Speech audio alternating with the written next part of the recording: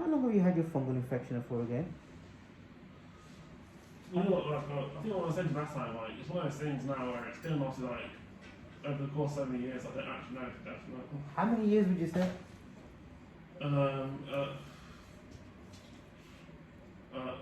At least 5. 5 years. So I've done this procedure to patients who've had fungal infections for 10 years. Yeah. We've put them on the terbinafine, taken the nails off, cleaned all the fungus like I'm doing now, and it's grown back beautifully after that time. So as long as you follow the aftercare, you've got a very good chance that they will grow back very nicely. I'm just literally taking off the fungi on your nail bed at the moment. Yeah, so with that sort of thing, I'm always pretty good at that sort of stuff. If I get told to like follow some instructions, routine, yeah, I respond quite well to that. Good. It's just the initial like fear of getting the treatment, isn't it? of coming to see someone. Like, yeah, because I've been so embarrassed about it for so long. Like, I just couldn't face doing that. That's the thing, you know, fungal nails, they can be very embarrassing. And I think I've had patients who didn't go on holiday to a warm destination because they had to show off their feet in sandals and stuff. Yeah, that's exactly what I've done. Seriously, is that what you like? Yeah. So if you're choosing to go to holiday to cold destinations because of your toenails, then you know there's something not right. Yeah, exactly. You need to get it sorted. No, it does affect the quality of life, even if it sounds a bit silly. No, it does.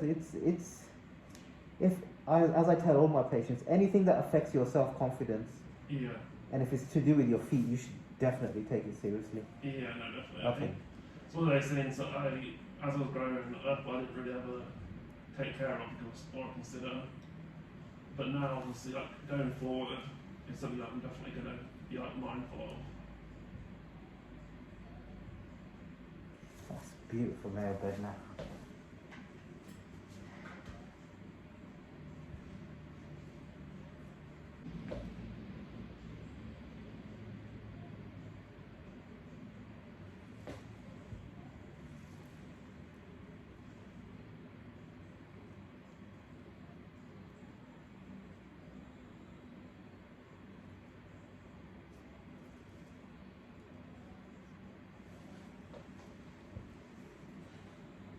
So how long have you been doing this as your profession then?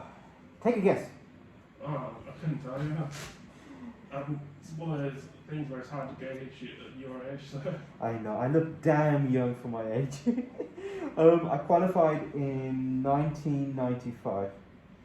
So, it's been a long time. So when I was a small child. Don't make me feel old, man. I'm so young at heart. But yeah, I qualified a long time ago. How old are you? Don't mind me asking. In my head I'm 22, so I'm 47. Oh yeah. Yeah. No, it's one of those things where I could have put you down at like your early 30s. Hey, see now you're paying me compliments. I'm gonna be nice to you. Okay, that sounds That's it. If you weren't paying me compliments, yeah, yeah. that would be the end of that. But I think that like, it's one of those things where it seems to be like 40 for a lot of people's a threshold.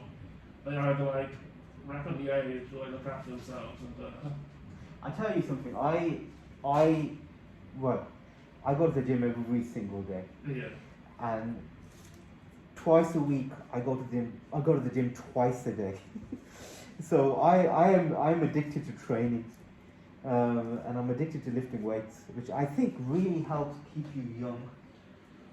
My sister's really into her weight training. And, yeah.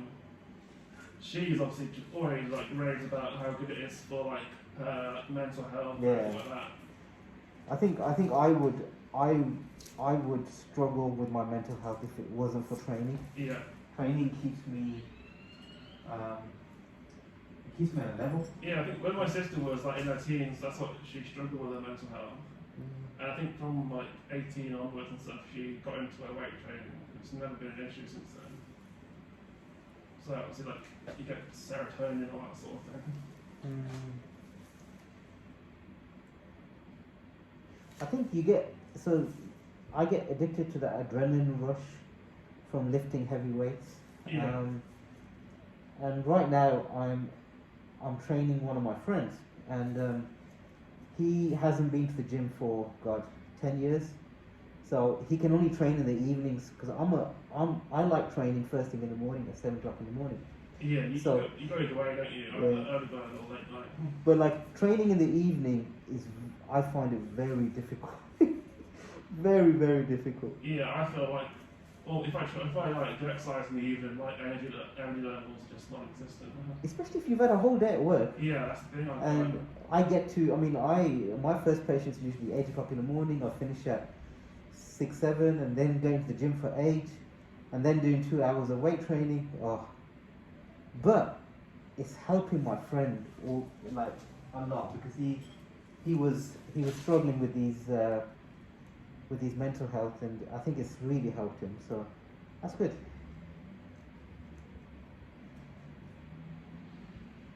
Did you drink any alcohol yesterday? No. Okay, good. I don't really drink all that much. Well, don't drink any alcohol tonight either, because it may encourage bleeding. Yeah. And we don't want to do that. No. Like I said, I don't particularly drink all that much. So. Cool. I've never drank in my life, so I don't know what I'm missing out. To be honest, it's one of those things where I used to drink a fair bit when I was younger, but that seems to be the way. But as I've got older, like into my late 20s, like it's not worth it. Really. Like if I can have a couple of drinks, and I can still feel right rough the next morning. It kind of, if you drink in the evening, the next day you've ruined your day basically. And as I've got older, I realised it's not worth it. I don't know. I have a lot of friends that drink, It's the thing with me, I can have 3 drinks and I can feel like hungover the next day. So. It's weird what alcohol does to you, because I've seen my friends their personalities change in front of me within an evening. I've got some friends that can have like 10 or 12 beers and they'll be fine next morning. I can have 2 or 3 and I just feel rough the next day. I think I'm just one of those people where it doesn't really agree with that well. Yeah, alcohol. I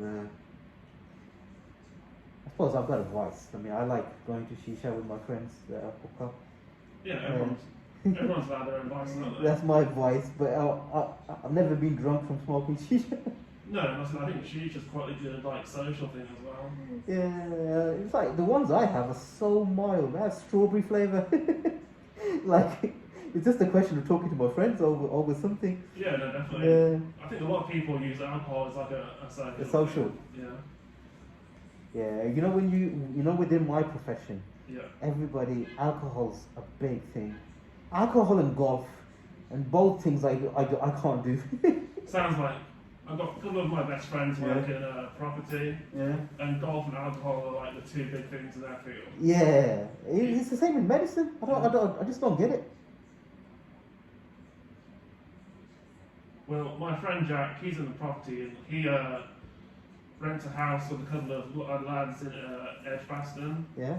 And one of those guys is a GP, and like some of the stories you hear, like that a lot of like doctors and stuff, they're the ones that are like taking drugs and stuff. It's crazy. Yeah, it's true. So I always think to myself, like, I hope I don't have to go and visit those people every day. Yeah, a lot of doctors and lawyers are intoxicated on substances that they shouldn't be. I didn't know that, and obviously they were telling me like to the extent it is, and I was just like a bit shocked by it. Most of my friends within the medical community are not podiatrists actually. They're all doctors. And speaking to them, they are their A&E consultants or palliative care and all their GPs. And like when you work the kind of hours they work and the kind of stress they put under, I think maybe I would start taking something if I was that stressed out. Yeah, no, that's the thing. You just want to like have a blowout. Yeah, it's like, oh. I tell him, like, let's go gym instead. I don't think it works out. I think that comes with age, I think. You're calling me old now. No, I'm 29, but I'm still like, I think it took me to about 25 to realise that, like, you don't have to have a drink to have a good time. Yes, yes, absolutely.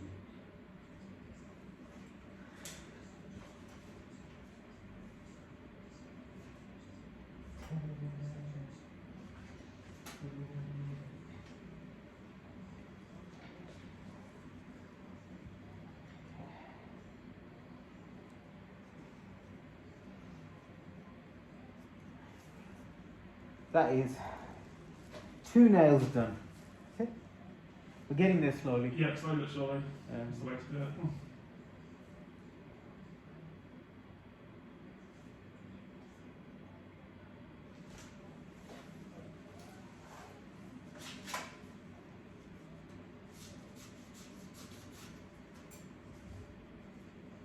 I've been buying those like copper socks you talk about. They're pretty good in terms of like breathability. Copper infused socks are awesome for fungal infections. Some good studies on it, Yeah. and I think as part of a holistic treatment package, which includes obviously treating the shoes and the socks and Yeah. any athlete's foot, and even looking at the diet, all of these things play a role.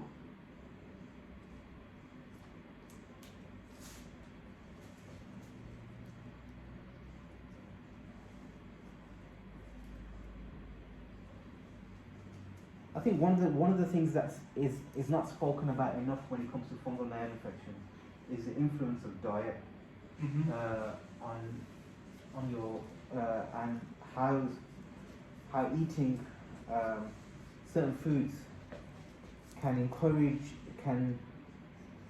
encourage your body to manifest fungal infections either in your nails or elsewhere in your body. I think we don't think about it holistically enough. No.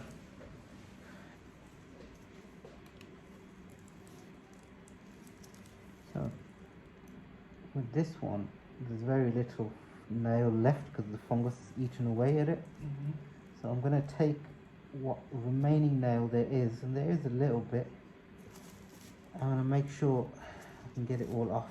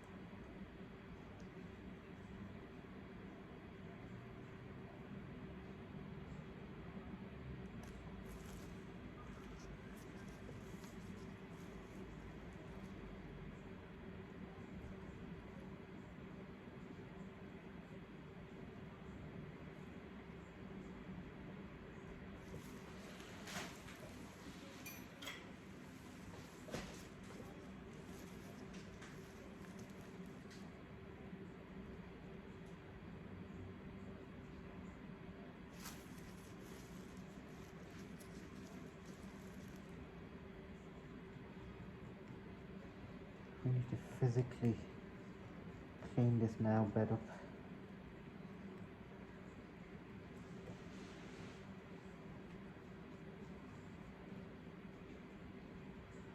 I'm guessing that was not a good one. No, this is, I mean, the fungi has really affected it. I've removed the little bits of nail that were left, but this is Was this the first nail to get affected? I believe so. Yeah, must have been, yeah. So, started off with one nail. Did it start off with like a little brown streak? Or was it, how did it start off? Can you remember that far back? From what I remember, like it was kind of like a towards like the base of the nail, like Yeah. the bone was like a kind of like a. It started off as like a small like semicircle.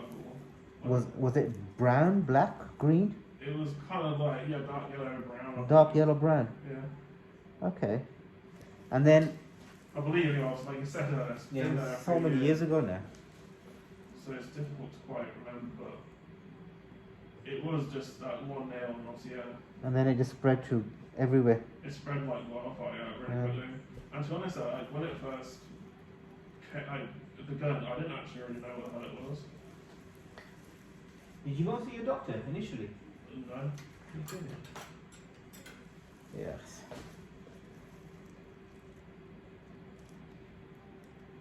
What's the difference between men and women? A woman would have wanted to went to see the doctor. Men, generally, we try and avoid going to see anybody. Yeah, no. My actual GP herself, I never actually go and see it. If anything that I actually need, one of my dad's friends works at a private hospital in Aston. Mm-hmm. And if I do anything, I tend to go through her.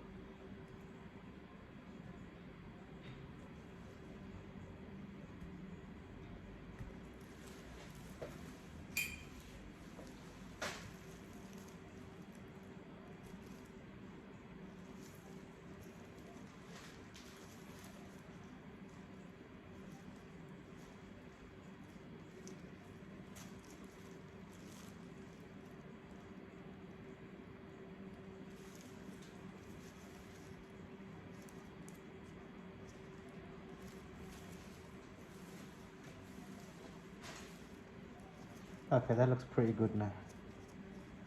It's a clean nail bed. Cool. There's no fungal on there.